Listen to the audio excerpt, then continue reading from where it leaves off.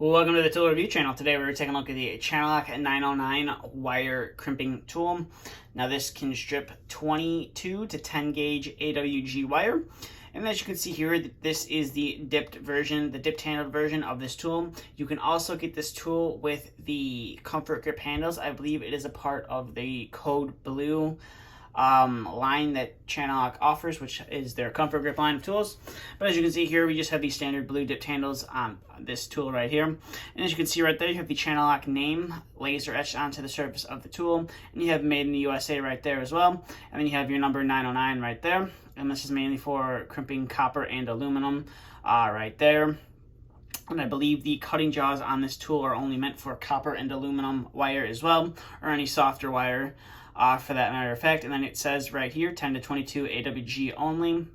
And then coming up to the business end of the plier, you can see it has crimping die for insulated and non-insulated terminals, and then you have your cutting jaws right there as well. Now the one thing that sets these crimpers apart from the rest is their crimping dies on here. They're a little bit different than most.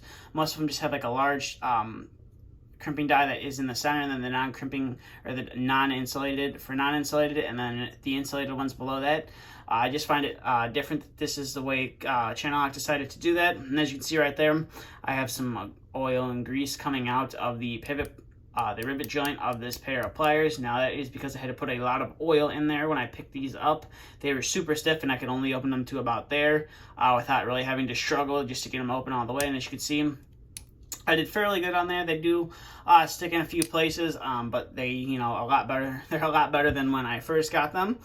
So let's zoom out here, and we'll get to some of the functionality of the tool, or we'll get to the business end of the tool, which is the crimping dies on this tool for crimping terminals onto wire. So we're going to start off with an 18 gauge wire right here, and we're going to see how well we can crimp a terminal onto there. So this is an insulated terminal. I don't really have anything that's non-insulated. I don't work with non-insulated terminals. Everything I work with is insulated. So we're going to go ahead and see how well we can crimp this terminal onto the wire. So you just line it up right there, and then you squeeze down on the handles, and you lift up, and as you can see right there, we did a fairly decent job crimping that terminal onto that wire, and it's definitely not going to be coming off anytime soon.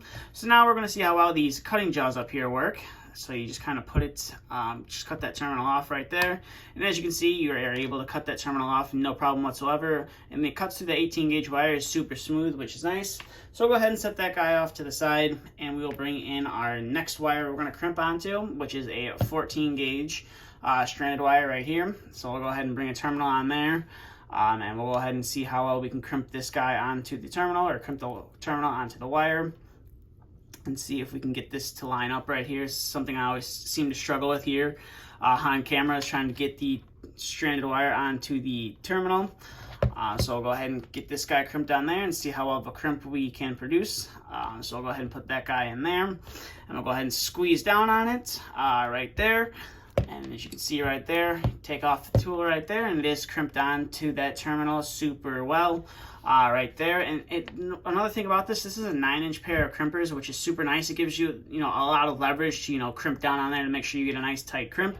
Now we're going to see how well we can cut this terminal off right there, so we can use this wire for another video.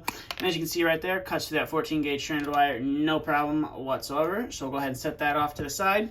And now we're going to come up to some larger gauge wire, which is some 12 gauge stranded wire right here. And we're going to put that terminal on there, and see how well we can crimp this guy onto the wire. So go ahead and put that in there, and then we'll go ahead and squeeze down on that right there. And that should be good enough right there. And as you can see, that terminal definitely, isn't coming anywhere, and it's not really loose at all, which is nice. And so we'll go ahead and cut that guy off right there. And as you can see right there, it cuts through it super smooth, which is nice. I can't really say any of the other, traditional crimpers that I have or have looked at cut that smooth. I know the Klein ones that I've tested, both pairs of the Klein ones I tested on the channel are, they kind of have a lot of a snapping action, and it's just a smooth cut all the way through, which is nice. And as you can see more oil coming out of the rivet joint of the pliers right there. So now I'll bring in our final wire, which is this 10 gauge stranded wire, which is the max. I'm honestly not sure if this is for, I would assume it's for stranded wire, obviously, because, I would assume it's mainly for stranded wire, the 10 to 22 gauge, but I could be wrong. Could only be meant for crimping 10 gauge solid wire or stranded wire. I'm not really too sure on that, and we'll go ahead and crimp this guy onto there and see how well we can crimp onto there. So as you can see right there, you are able to crimp that guy on to the wire, no problem. Just that little insulation is a little bit loose, but the terminal itself definitely isn't coming off of the wire right there. And we'll go ahead and cut that guy off right there. So overall, these are definitely a nice pair of crimpers from ChannelLock. It's definitely, you know, a readily available pair of crimpers. I believe Home Depot stocks these regularly, so if you know you need a pair of crimpers, you lose yours, you break yours, or something happens to the crimpers you have, and you need one in a pinch, you could just run down to your local Home Depot and you should be able to pick these guys up and no problem whatsoever in the hand tool section. I'm not sure what other retailers carry this crimper in store.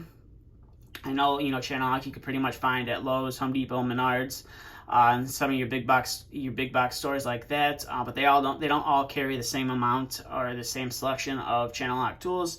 I know Home Depot for a fact, you know, stocks these on a regular basis, so it is nice that you are able to pick these guys up. And you know, ChannelLock's made in the USA, which is nice. You know, always nice to have USA made tools, and the quality of them is generally, you know, pretty high up there, which is nice. I can't really say I've had a problem with any ChannelLock tools that I have owned, really. And just the quality of them, and they do stand up over time. But enough rambling on about that.